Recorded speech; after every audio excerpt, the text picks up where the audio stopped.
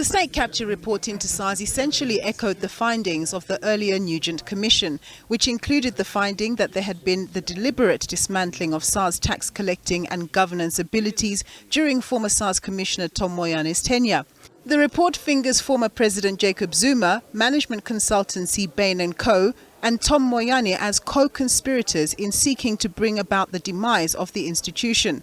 The current SARS Commissioner Edward Kieswetter has welcomed the state capture report, calling the findings a tragedy. You get to the sense of how significant the capture of SARS was to the overall project of state capture.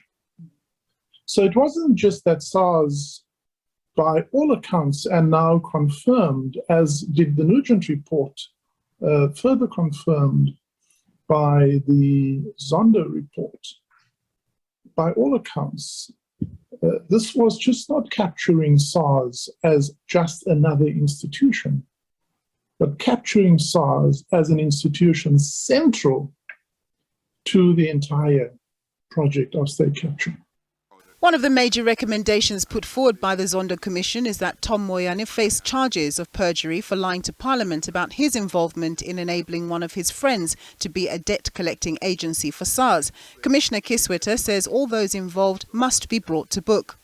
I cannot underscore more emphatically, without singling any individual out, that unless there is full consequence that is borne by every single individual who became complicit or compliant in the project of state capture, whether of SARS or of the other institutions that the report bears out, then we would have let ourselves and every South African down.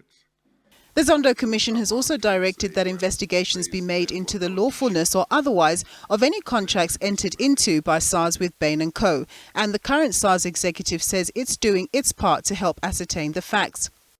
And so SARS will redouble its efforts to ensure that those who became complicit or compliant has to answer to these cases, because that's what we can do in the interest of South Africans, so that we set a clear tone that acts that undermine our democracy, such as we have experienced in the decade that we refer to, will never happen under our watch again.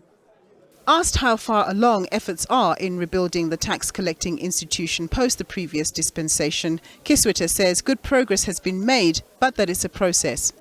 The rebuilding of SARS is going to require hard work. You know, it takes years to build institutional integrity and capability, and as we have seen, can be destroyed in such a short time. So there are both the hard aspects, such as rebuilding competency, rehiring skills in areas that we require them, but there's also the soft issues, the issues of trust and integrity, the hearts and the minds of people. The Commissioner of SARS began hiring new staff last year, including some of those who were purged in the previous administration. This follows National Treasury reinforcing the organisation with much-needed resources in last year's budget. Nompumelelo Siziba, SABC News, Johannesburg.